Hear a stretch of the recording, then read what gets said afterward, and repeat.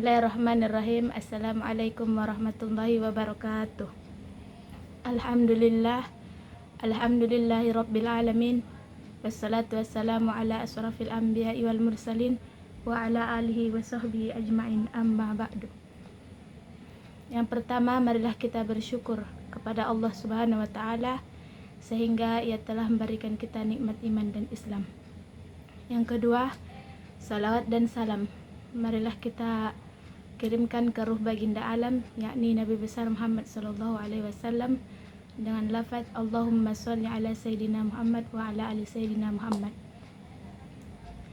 Baiklah, langsung saja. Di sini saya akan menjelaskan materi dari kelompok 4 yang berjudul tentang pendidikan anti korupsi.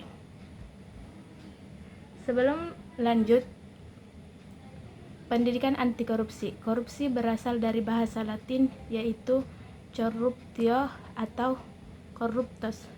Corruptio berarti tindakan merusak atau menghancurkan. Corruptio juga dapat diartikan sebagai sifat kebusukan atau keburukan, ketidakjujuran dan tidak berlaku dan perilaku tidak bermoral.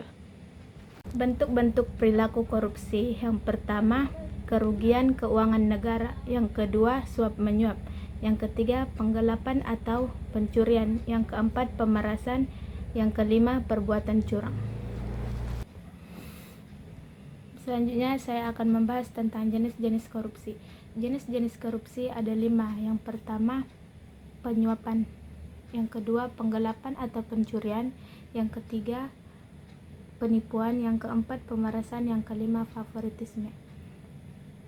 Penyuapan adalah pembayaran dalam bentuk uang atau sejenisnya yang diberikan atau diambil dalam bentuk korupsi. Korupsi adalah suap menyuap. Tujuan dari dilakukannya suap menyuap adalah untuk mempermulus suatu urusan. Yang kedua, penggelapan atau penipuan. Penggelapan atau pencurian. Penggelapan atau pencurian merupakan tindakan kejahatan menggelapkan atau mencuri uang rakyat. Yang ketiga, penipuan.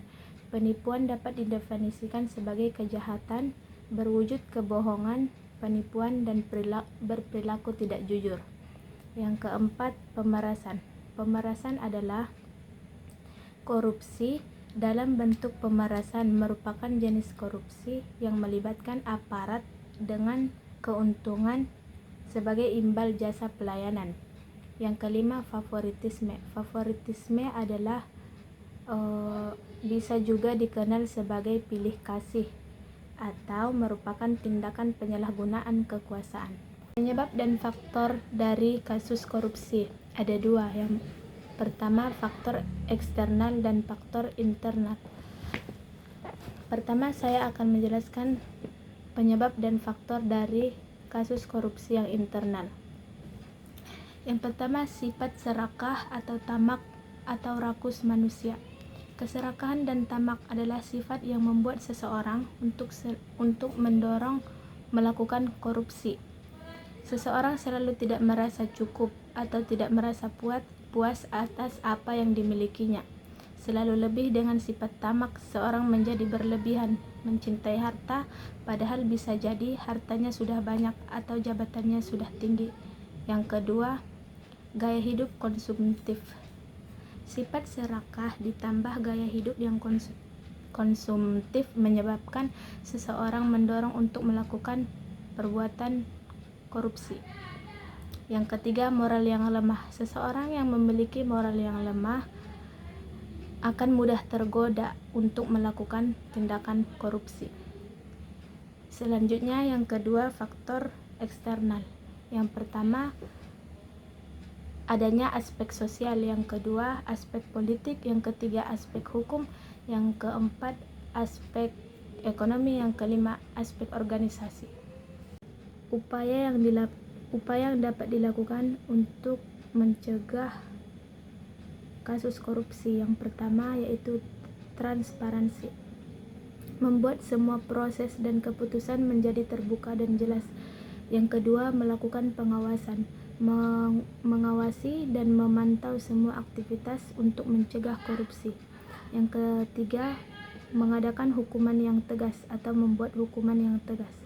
Memberikan hukuman yang tegas bagi mereka yang melakukan korupsi. Yang keempat, pencabutan hak, mencabut hak-hak politik bagi mereka yang terbukti melakukan korupsi.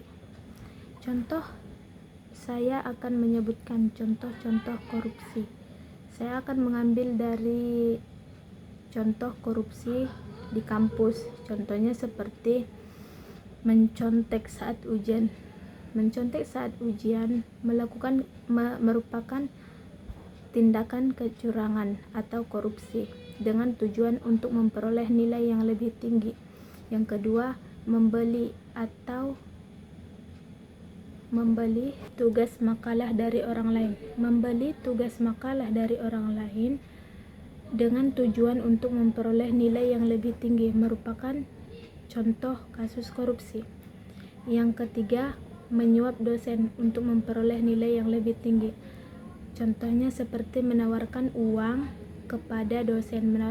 atau hadiah kepada dosen dengan tujuan mendapatkan nilai yang lebih tinggi. Yang keempat, menggunakan dana organisasi untuk kepentingan pribadi seperti membeli barang-barang pribadi. Menggunakan uang organisasi untuk membeli kepentingan pribadi merupakan contoh tindakan korupsi. Baiklah, cukup sekian yang dapat saya jelaskan. Kurang dan lebihnya saya mohon maaf. Wabillahi taufiq wal hidayah. Assalamualaikum warahmatullahi wabarakatuh.